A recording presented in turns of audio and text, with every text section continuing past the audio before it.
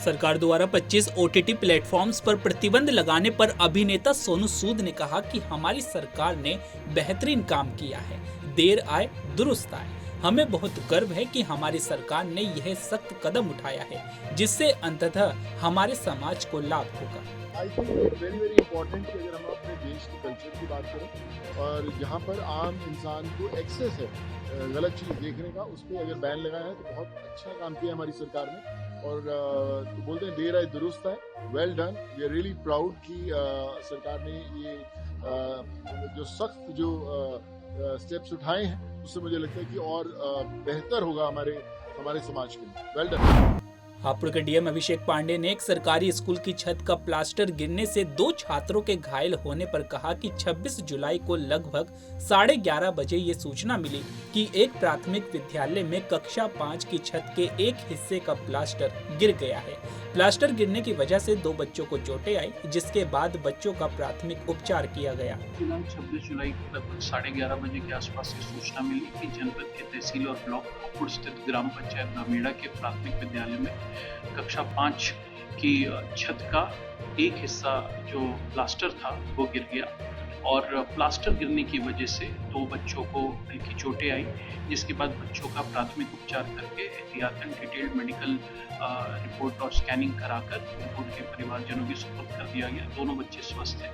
इस विद्यालय में कुल 181 बच्चे पढ़ते हैं और हर अकादमिक सत्र से पहले बिल्डिंग्स का फिटनेस सर्टिफिकेट प्राप्त किया जाता है। तो इस विद्यालय में फिटनेस सर्टिफिकेट किसके स्तर से दिया गया और उनकी तरफ से प्लास्टर के संबंध में जानकारी क्यों नहीं उपलब्ध कराई गई, ऐसे लोगों को चिन्हित करने के लिए और डिटेल्ड इन्वेस्टिगेशन के लिए स्थानीय मजिस्ट्रेट और लोक निर्माण विभाग के अभियंताओं की एक जांच समिति गठित की गई है, जो कि अपनी रिपोर्ट हमें उपलब्ध कराएगी, जिसके बाद फिटनेस सर्टिफिकेट उपलब्ध कराने वाले लोगों के ऊपर उचित कार्रवाई भी की जाएगी। इस घटना से सबक लेते हुए जनपद के सभी स्कूलों का पुनः फिटनेस ऑडिट कराया जा रहा है और कतिपय सोशल मीडिया हैंडल्स के द्वारा यह मिथ्यापूर्वक प्रचार किया गया कि स्कूल की छत गिर गई, जो कि सरासर गलत है।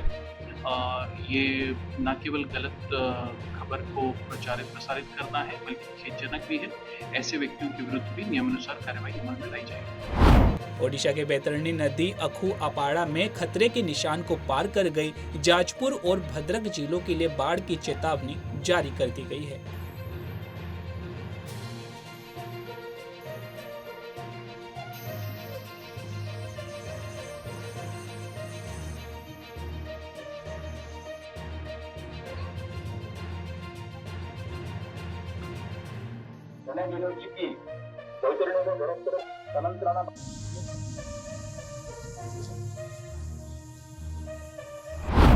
गुजरात के मुख्यमंत्री भूपेंद्र पटेल ने 435 करोड़ रुपए से अधिक लागत के कई विकास कार्यों का उद्घाटन और शिलान्यास किया।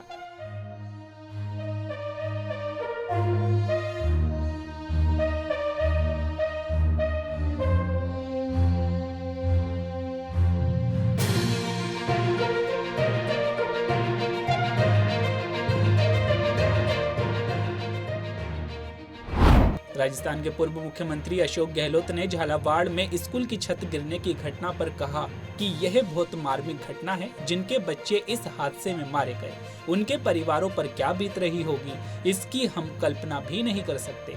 सवाल यह नहीं है कि किस पार्टी की सरकार है। अगर हम सतर्क रहे और लगातार निगरानी करें तो ऐसे हादसों को रोका जा सकता है।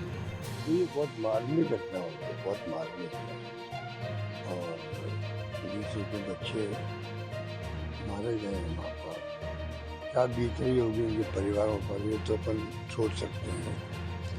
और पूरे प्रदेश के अंदर नहीं बल्कि हम तो दिल्ली में थे, वहाँ भी चर्चा की घटना की थी, मीडिया में भी थी। तो अब सरकार को मैंने पहले भी कहा, कल भी कहा कि तमाम जो बिल्डिंगें हैं, कभी अस्पताल में छत के प्लास्टर गिर जाता है, किसी पर एक आधी दुर्घटना भी होती है, ऐसा मुझे याद है।